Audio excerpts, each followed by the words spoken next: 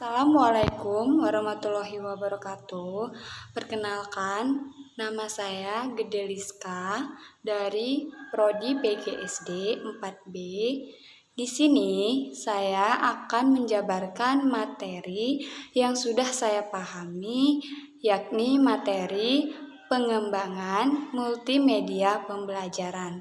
Nah, berbicara tentang media pembelajaran, pasti kita berpikir mengenai media yang biasa kita gunakan dalam proses belajar. Misal seperti buku, pensil, maupun papan tulis. Nah, media yang dimaksud di sini tidak hanya dalam hal seperti itu, namun mencakup dalam hal luas seperti alat komunikasi, media pembelajaran, maupun perantara pengetahuan. Nah, media di sini artinya adalah medium atau perantara atau pengantar. Nah, sedangkan arti dari media pembelajaran adalah suatu perantara atau pengantar yang biasa digunakan oleh pendidik maupun peserta didik dalam proses belajar mengajar. Nah, media di sini sangat banyak sekali dapat kita lihat yang biasa digunakan saat proses belajar mengajar. Nah, seperti media audio, media gambar, media lisan maupun media cetak. Nah, yang dimaksud dengan media audio adalah di sini pendidik atau seorang guru memberikan penjelasan secara lisan maupun berbicara kepada siswanya. Nah, itu disebut dengan media audio. Atau misal guru menggunakan perekam suara untuk menjelaskan sesuatu yang memang sudah disusun atau direncanakan untuk diberikan kepada siswa. Nah, itu termasuk juga suatu media audio yang biasa digunakan.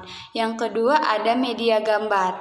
Nah, dari media audio tersebut pasti didukung juga dengan media gambar. Kenapa menggunakan media gambar? Karena terkadang saat guru menjelaskan hanya menggunakan lisan ataupun media audio, kadang siswa tidak akan mengerti. Terlebih di tingkat dasar atau di tingkat SD itu banyak menggunakan media gambar dan media audio.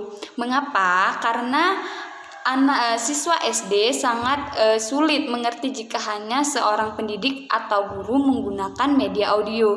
Jadi, saat guru menjelaskan, guru tidak hanya menggunakan media audio, melainkan didukung dengan media gambar. Nah, media gambar contohnya ada suatu penjelasan dan gambar. Nah, seperti ini adalah gambar.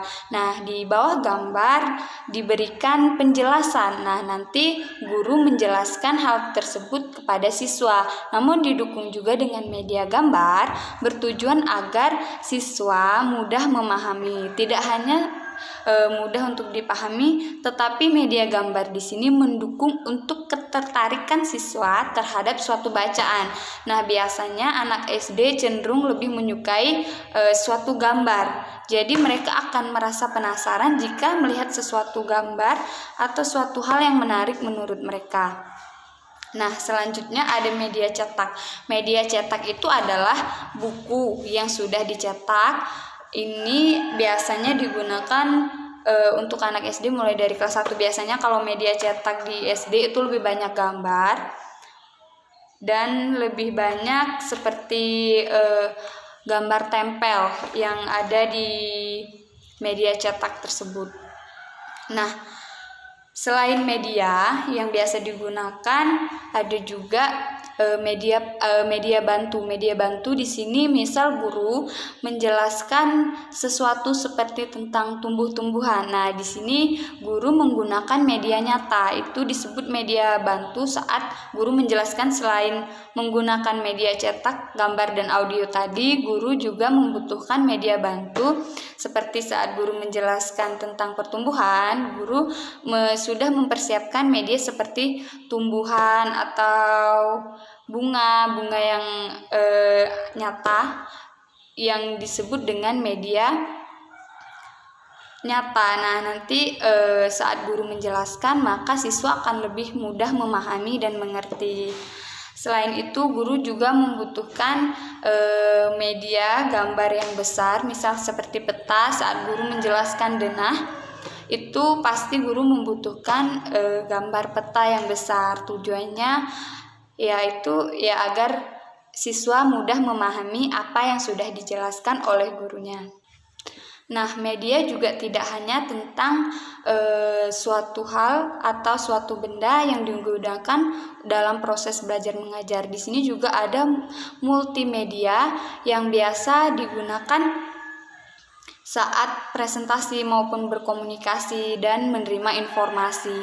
Nah, bedanya multimedia di era sebelum 1990-an dan sesudah 1990-an. Nah, pada zaman media sebelum 1990-an, biasanya media digunakan sebagai bahan presentasi.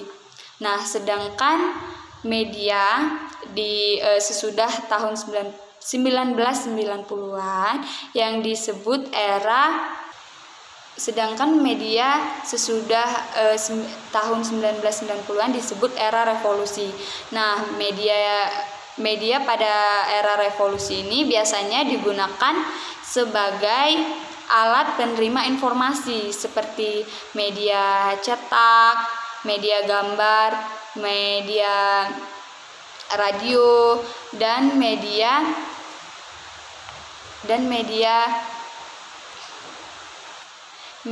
video dan animasi.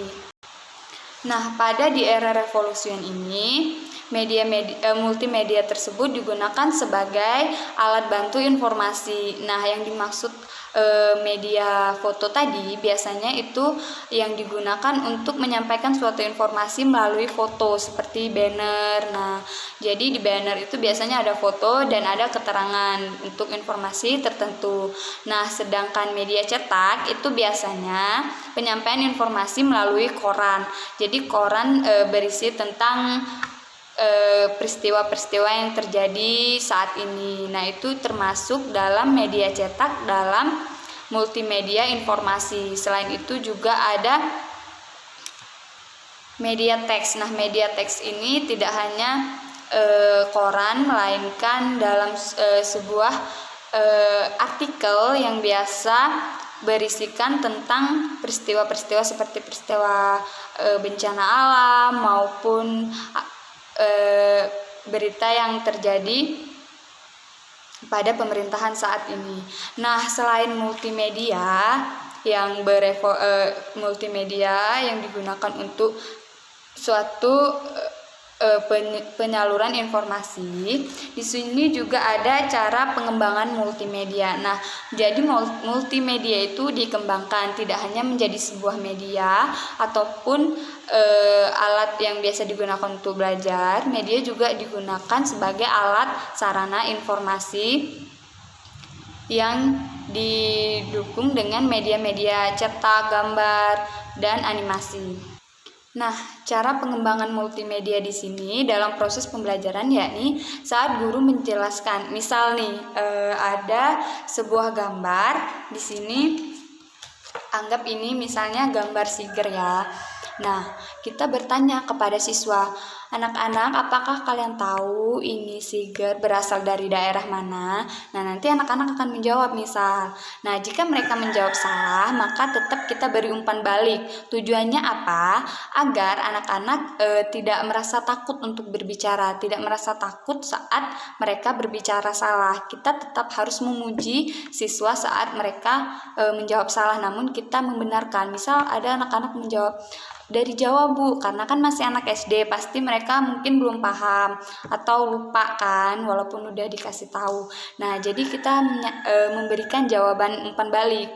Nah, kita menjawab, kurang tepat anak-anak. Jadi Siger ini berasal dari Lampung. Nah, langsung kita menjelaskan bahwa misalnya Siger ini ada bias di Lampung kan ada 2 jenis Siger. Nah, Siger pepadun dan saibatin. Nah, seperti itu. Jadi kita tetap memberikan respon kepada anak saat kita mengembangkan multimedia. Tujuannya agar apa? Pertama, agar anak-anak percaya diri dalam berbicara. Kedua, pengetahuan mereka bertambah melalui media tersebut. Nah, jadi kita tidak hanya semata-mata menggunakan media dalam bentuk penjelasan, namun kita juga mengembangkan media tersebut untuk menjadi kuis. Kuis itu di sini seperti misalnya nih, saat menjelaskan guru bertanya, misalnya ini buku ini berbentuk segi apa sih, ataukah segi panjang, segi 4. Nah, itu adalah kuis umpan balik untuk melatih anak-anak agar berani berbicara walaupun mereka belum tentu tahu jawabannya, namun mereka sudah berani untuk mengutarakan pendapat mereka. Nah, ini tujuannya untuk mengembangkan media pembelajaran. Jadi tidak hanya monoton walaupun guru memberikan penjelasan, bukan berarti anak-anak itu paham dengan penjelasan guru walaupun mereka tahu oh ini gambar ini gitu. Tapi mereka juga harus tahu, oh ini begini, ternyata ini dari sini, ini namanya ini. Nah, seperti itu. Jadi mereka kita sebagai guru kita mengembangkan media tersebut agar anak-anak juga paham, lebih mudah paham karena mereka sudah mengungkapkan pendapat mereka dan mereka tahu itu tidak benar. Jadi saat guru membenarkan, siswa akan tahu, oh jadi ini yang sebenarnya gitu. Kadang kan kalau hanya guru menjelaskan, penyampaian guru ke siswa itu siswa kadang berbeda-beda. Apa yang guru sampaikan dengan apa yang siswa dapatkan dari gurunya, seperti itu. Nah, jadi sangat butuh sekali untuk mengembangkan sebuah media karena agar anak-anak juga lebih banyak belajar dan bisa meningkatkan kepercayaan diri anak-anak, untuk melatih anak juga agar berani berbicara walaupun mereka belum tentu jawaban mereka itu benar. Nah, mungkin itu saja yang dapat saya sampaikan. Apabila salah kata saya mohon maaf. Saya akhiri dengan wassalamualaikum warahmatullahi wabarakatuh.